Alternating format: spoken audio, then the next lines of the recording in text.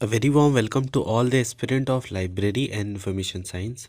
सभी विद्यार्थियों का स्वागत है जो भी लाइब्रेरी साइंस से BLIS CLIS MLIS कर रहे हैं, कर चुके हैं, या आप में से कई सारे ऐसे स्टूडेंट हैं जो कॉम्पिटिटिव एग्जाम की तैयारी कर रहे हैं। तो स्टूडेंट आप सभी से रिक्वेस्ट है, अगर आप चैनल पर नए हैं तो चैनल को सब्सक्राइब कर लें, वीडियो को लाइक कर दें और अपने दोस्तों में भी शेयर कर दें ताकि उन तक भी लेक्चर का जो नोटिफिकेशन है वो पहुँच सके। तो आज का जो लेक्चर है इसमें हम कवर करने वाले हैं एप्लीकेशन सॉफ्टवेयर। इससे पहले हमने कई सारे लेक्चर डाल दिए हैं यूनिट 1 यूनिट 2 के, जो कि है MLII 103 fundamentals of communication technology block 1 unit 2। तो एप्लीकेशन सॉफ्टवेयर आज इस टॉपिक में हम बात करने वाले हैं। तो चलिए स्टार्ट करते हैं। Application software perform specialised function और other useful work not related directly to the operation of the computer itself। इसमें बोल रहा है कि जो एप्लीकेशन सॉफ्टवेयर होता है वो एक स्पेशलाइज फंक्शन के लिए डिज़ाइन किया जाता है। मतलब वो जो कंप्यूटर से डायरेक्टली मतलब यूज़फुल नहीं होता है, बट वो यूज़र के लिए मतलब बहुत यूज़फुल होता है। जैसे कि आपका व्हाट्सअप हो गया, ये भी एक एप्लीकेशन सॉफ्टवेयर है। उसके अंदर मतलब सिस्टम सॉफ्टवेयर के अंदर इंसर्ट नहीं होता, जैसे रैम रोम हो गया पीसी के अंदर, तो वो सब क्या होते हैं, वो सिस्टम सॉफ्टवेयर होते हैं। पर एप्लीकेशन सॉफ्टवेयर होता है जो आप गूगल प्ले स्टोर से डाउनलोड करते हैं और आप उसको यूज़ करके और फिर उसको मतलब डिलीट कर सकते हैं, अनइंस्टॉल कर सकते हैं। तो उसको बोलते हैं application software. Application software package are computed application consisting of one or more program created to perform a particular type of work।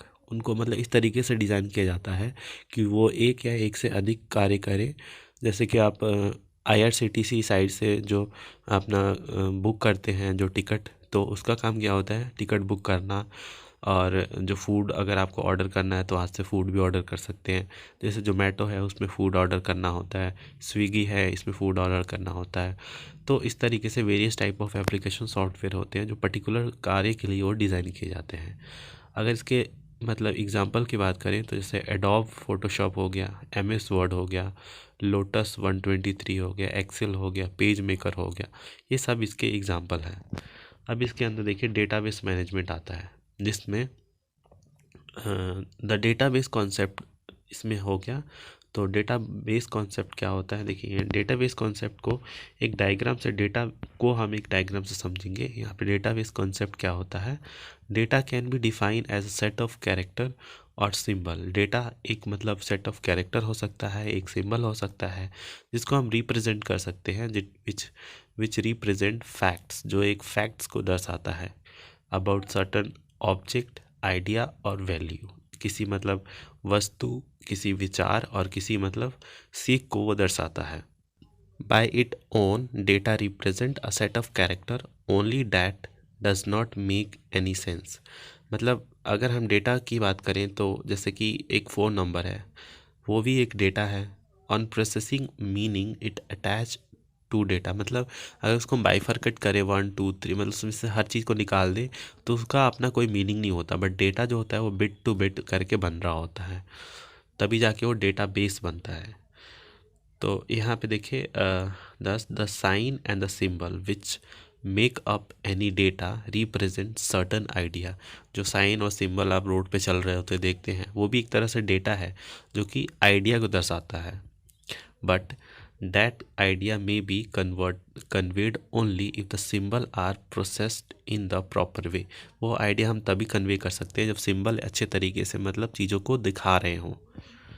तो ये तो हो गया डेटा के बारे में। अब डेटाबेस क्या होता है यहाँ पे देखते हैं। देखिए डेटाबेस की बात करें तो database are organise collection of logically related but physically separated data file consist of data arrange in a structure form. यहाँ पे बोल रहा है कि देखिए यहाँ पे इस डायग्राम से आप समझ सकते हैं अच्छे से। डेटाबेस है, फिर फाइल होता है, सबसे नीचे बिट होता है, बिट के बाद आता है हमारा बाइट, बाइट के बाद आता है कैरेक्टर जिसको फील्ड वैल्यू भी बोलते हैं, फिर फील्ड्स होता है, यहाँ पे फील्ड है, ऊपर फील्ड्स है और सब फील्ड्स है, फिर रिकॉर्ड आता है, फिर फाइल आता है, फिर डेटाबेस आता है। तो एक बड़ा सा चंक है मतलब बिट और डेटाबेस के बीच में डिफरेंस देखें तो बहुत सारी जो लेयर है वो भी इसके अंदर कंसिस्ट होती है।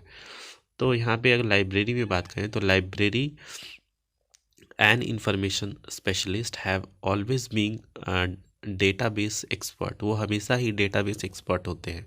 But the database they deal with generally gives reference to other source of information और डॉक्यूमेंट, वो जिस डेटाबेस से मतलब डील करते हैं वो जनरली रेफरेंस देता है अदर सोर्स ऑफ इंफॉर्मेशन को या डॉक्यूमेंट को, and are call bibliographic database, और उनको हम बिब्लोग्राफिक डेटाबेस कहते हैं। तो ये था डेटाबेस। अब यहाँ पे आते हैं डेटाबेस मैनेजमेंट सिस्टम में, दैट इज़ DBMS। इसके ऊपर शॉर्ट नोट आते हैं और ये बहुत इंपॉर्टेंट टॉपिक है, तो इसको आप स्किप ना करें।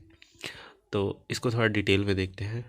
अ database management system is a suite of program which typically manage large structure set of presented data offering ad hoc query facility। जो यहाँ पे डेटाबेस की बात कर रहे हैं मैनेजमेंट का, वो एक तरह से large structure set of presented data होता है जो कि यहाँ पे ad hoc query facility को प्रोवाइड करता है। A DBMS can be extremely complex set of software program that control the organization। इसको मतलब जो DBMS होता है वो एक extremely complex set of program software program होता है जो कि कंट्रोल करता है ऑर्गेनाइजेशन को, स्टोर करता है, रिट्रीव करता है डेटा को इन द डेटा फाइल से। It also control the security and integrity of the database. वो सिक्योरिटी और उसकी मतलब इंटीग्रिटी, मतलब उसके अंदर कुछ खामियां हो, उसके अंदर कुछ मतलब उसकी सिक्योरिटी जो है वो सब की डेटाबेस के अंदर वो कंट्रोल करके रखता है। The DBMS accept request for data from the application program and instruct the operating system to transfer the appropriate data. जो डेटाबेस जो होता है वो क्या करता है, एक्सेप्ट करता है रिक्वेस्ट डेटा से from the application program and instruct करता है ऑपरेटिंग सिस्टम को कि वो ट्रांसफ़र करे अप्रोप्रिएट डेटा, मतलब कुछ ऐसा ना भेजे जो उन्होंने मांगा है वही भेजें। जैसे मान लीजिए आप कुछ टाइप करते हैं, आपको वही इन्फॉर्मेशन मिलता है, ऐसा नहीं है कि कुछ और भी दे दिया जाता है साथ में, नहीं, वही सारी इन्फॉर्मेशन आपको दिया जाता है।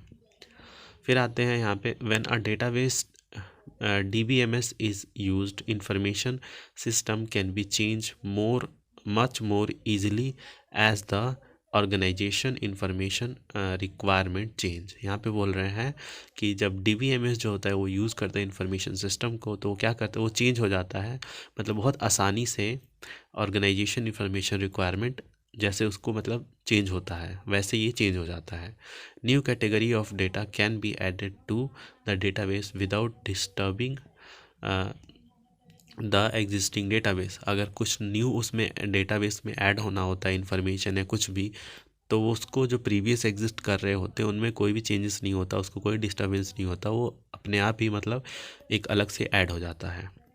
Data security prevent unauthorised user from viewing और अपलोडिंग द डेटाबेस।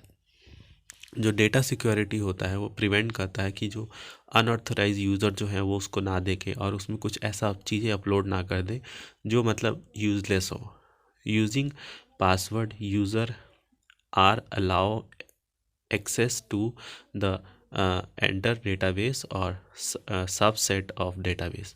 पासवर्ड होता है उसमें, तभी वो अलाउ किए जाते हैं कि वो उसके अंदर आएँ और मतलब जो भी उनको चीज़ें चाहिए वो ले लें वहाँ से। For example, an employee database can contain all the data about an individual employee. अगर एम्प्लॉय डेटाबेस की बात करें तो सिर्फ एम्प्लॉय से रिलेटेड ही डेटा उनको प्रोवाइड करता है, ऐसा नहीं है कि पूरा ऑर्गेनाइजेशन का डेटा उनको पकड़ा दे, फिर तो मिसयूज़ कर देंगे।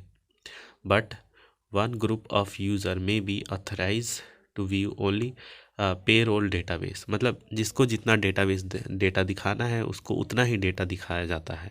तो वो सब कैसे होता है, उसके मतलब लेवल ऑफ, जो अगर मान लीजिए किसी ऑर्गेनाइजेशन की बात करें तो उसके लेवल देखा जाता है कि किस लेवल पे काम कर रहा है, तब उसको कितना मतलब इन्फॉर्मेशन देना है और किस हद तक उसको मतलब चीज़ों को जानने का हक है, तो उतना ही चीज़ें उसको दिखाया जाता है। अब यहाँ पे database can maintain the integrity of the database by not allowing more than one user to update the same record at the same time. जो डेटाबेस इंटीग्रिटी की बात करें तो एक मतलब एक अच्छे से वो मेंटेन करके रखता है कि सेम जो इन्फॉर्मेशन है और या फिर सेम जो यूज़र है एक ही टाइम में एक ही चीज़ को मतलब अपडेट या रिकॉर्ड या फिर ऐसी कुछ चीज़ें ना कर ले। तो बहुत ही मतलब अच्छे से यहाँ पे मैनेज किया जाता है। तो ये था डेटाबेस। अब यहाँ पे है वर्ड प्रोसेसर। तो वर्ड प्रोसेसर क्या होता है? The word processing package is the software which is used to format, edit, create, print, store and retrieve text material। जो वर्ड प्रोसेसर होता है वो एक तरह से सॉफ्टवेयर पैकेज है जो कि यहाँ पे यूज़ करता है, जो कि यूज़ टू फॉर्मेट, वो फॉर्मेट करता है, क्रिएट करता है, एडिट करता है, प्रिंट करता है एंड स्टोर करके जो भी मटेरियल है उसको मतलब चेंज कर सकता है। द टेक्स्ट मटेरियल में be letter, report, note, these, thesis, books, मतलब कुछ भी हो सकता है। A word processor is the software that perform the word processing task. इसका काम होता है कि वो वर्ड प्रोसेसिंग टास्क को परफॉर्म कर पाए।